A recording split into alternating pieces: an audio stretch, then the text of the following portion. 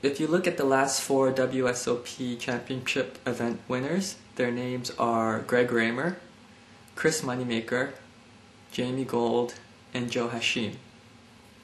Of the 4, 2 are considered to have skill and 2 are considered to have won by luck.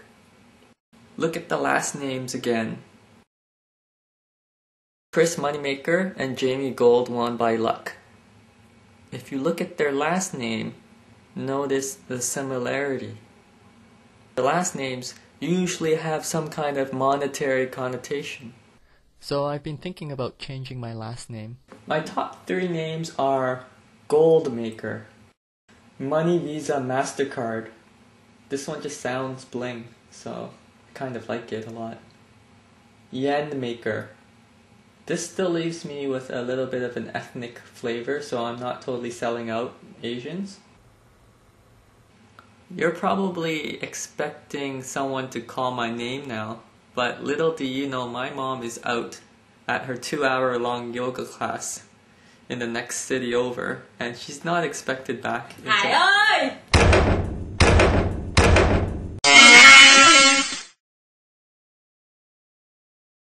When you play pro cash game poker, you have to disrespect money. You have to treat money as a unit and not its true value. If you lose a big hand and you start thinking, man, I could have bought like a 2-liter bottle of Coke with that money, then you're gonna start playing with scared money and you're gonna make mistakes. If you lose, you lose. It's more important you made the right play. Like take me for example. Last night there was a big bet on the last card. I had the odds to call, so I called, but I lost.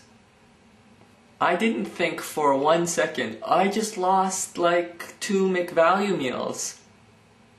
No, I just didn't eat lunch or dinner that day. Borrowed my parents' credit card, redeposited, and continued playing my A game. That's what a pro does. The average person sees a bet by a professional and thinks, oh, he bet big, he has a big hand. Or, oh, he checked. He either has a monster hand trying to trap me, or he has nothing. But when 2 pros are going at it, the level of mental complexity is beyond that of any other professional field. In internet poker, a really fast bet almost always means either you have a hand or you don't. I know that you know, so sometimes I'll bet slow. But if I'm playing a pro, I know that he knows that I know. So sometimes I'll bet fast instead. If I was playing myself, I would probably bet fast also, and although you think it's the same, I'm probably playing about 4 to 6 levels of I know that you know above the average professional internet poker player. To tell you the truth, I am so above everyone that I actually start dealing in negatives. I know that you don't know that I know that you don't know that I don't know.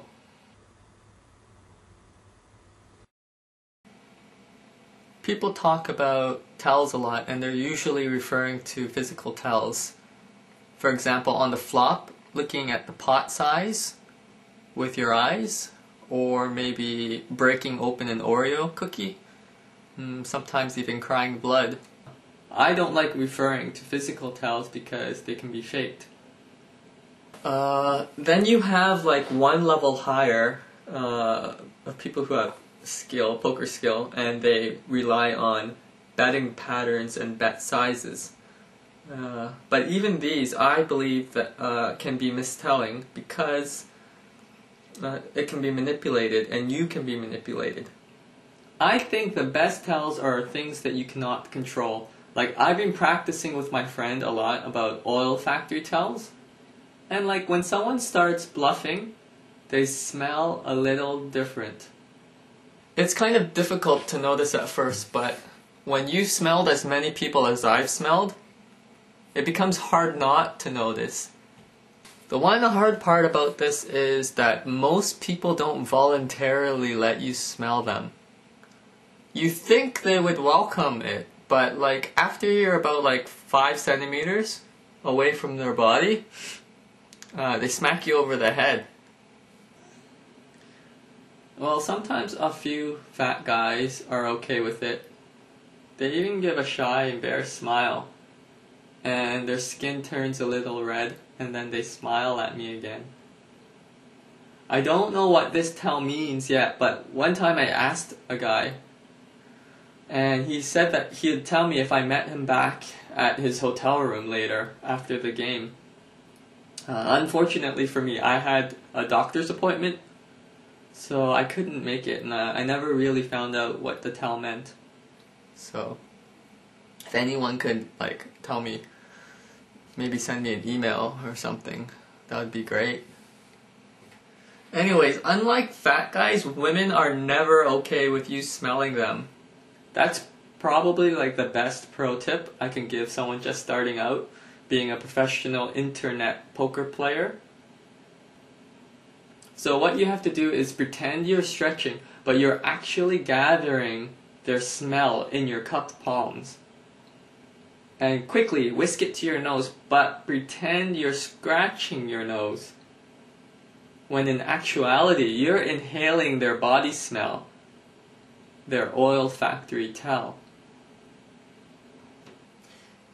If you put a gun to my head and force me to describe the smell, the first thing I would say is it loaded? After, I would say burnt cotton with a dash of sprinkled sugar and the juices from a fried Del Monte banana left in the summertime air for about 2 days and 5 nights.